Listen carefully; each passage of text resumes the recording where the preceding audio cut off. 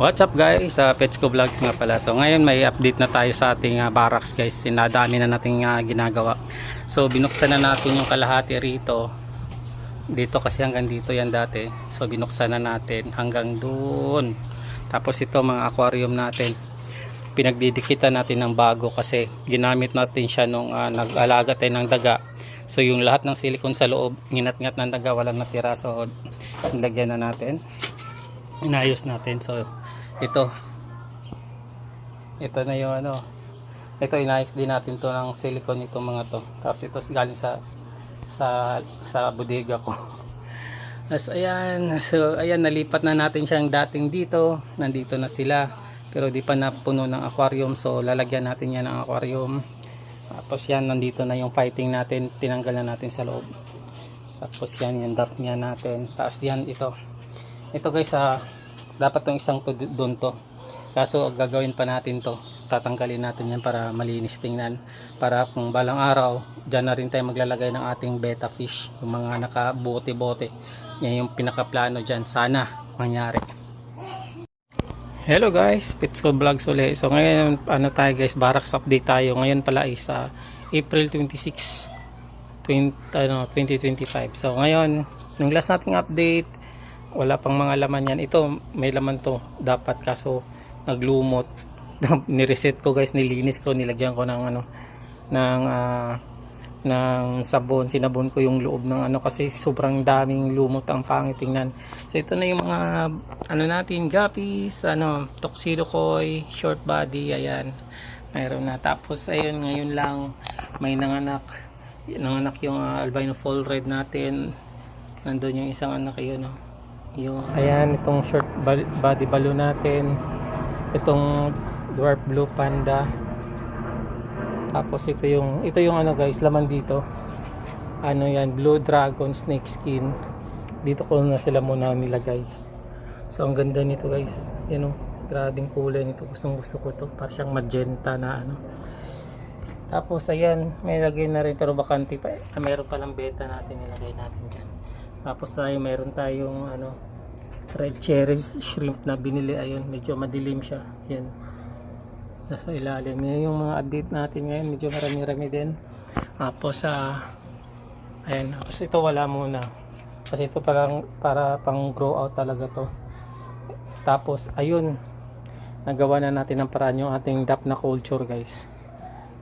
Din tayo dyan, successful na tayo dyan maski pa paano guys. Yung na lang, DAP na kanina lang natin nilagay, 26 din kasi ngayon basta yan, maggagawa tayo ng video, abangan nyo guys. Abangan nyo yung setup ko nyan. Tapos yan yung green water natin para sa ating DAP na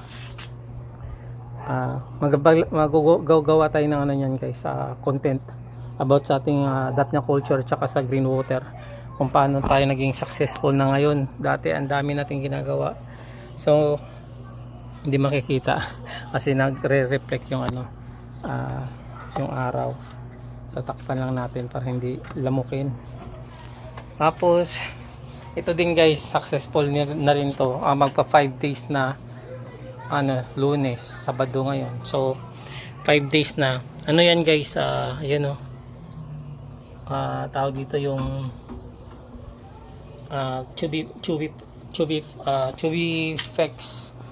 So ayan, gagawa din tayo ng video about dyan solo para ma-share ko sa inyo kung ano yung ginawa natin yan guys. Sobrang linaw, wala ka ng hindi ka na magpapalit-palit ng tubig na itatapon mo tapos palalagyan mo uli.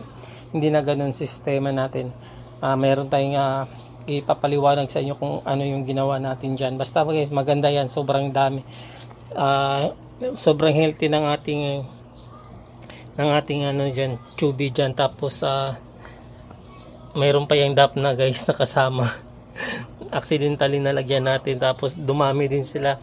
Mayroon dito, mayroon din dito sa baba. Tapos ito yung natin, halaman.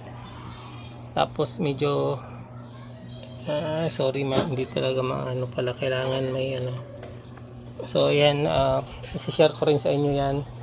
So far April 26 medyo marami na akong na-share sa progress dito sa ating barracks guys. So abangan niyo yung video natin para sa DAP na culture na successful na. Dati hindi tayo nag-green water, sobrang dami na nating sinubukan para magkaroon talaga ng DAP na, kasi sa pigbe-breeding guys, ang pinakamahirap talaga is yung live food source natin. So kung wala tayo noon, mahihirapan tayo mag-breed. Hindi man tayo mahihirapan, pero mas less yung success rate natin pag wala tayong live food na source. So kailangan priority talaga yung live source natin, live food source natin guys. Yun ang pinaka number 1 bago tayo mag-isda. Kasi mahirap na mag-isda tayo tapos wala pala tayong live food source nila. Mahihirapan din tayo kung kukuha pa tayo sa kanal, aksaya sa oras yun guys, matagal yun na proseso. Tsaka kumbaga yung pagod mo madodoble, imbes na ilagay mo na lang dito sa barracks mo, aalis ka pa, pupunta ka pa dun sa kukuha ka pa. Kung yung DAP na natin nandito na lang pala lahat, tapos yung tubig natin, ayun, so, ang tubig naman is hindi naman mauubos ka agad dyan. Siguro kung ito guys, kung matuloy-tuloy ito ng 20 days na hindi yan siya magko-collapse o hindi mamamatay, iko-content ko yan sa inyo. So ngayon pa lang kasi 5 days pa lang, pero sa tingin ko magiging successful na yan guys, kasi sobrang linaw ng tubig, hindi rin namamatay yung ang tubig sa loob. Mayroon din tayong ginawa dyan guys, for lang, nilagyan ko din natin ng green water, nilagyan din natin ito para magiging healthy din yung Tapos kung nakita nyo may water lily, ayan, kasama yan sa tawag dito yung circle of life dyan nasa loob. Sobrang dami niya, ang dami kong natututunan dyan. Pero yun nga, hindi pa natin pwede talaga na successful talaga siya, kasi 5 days pa lang siya na na set up ng ganyan.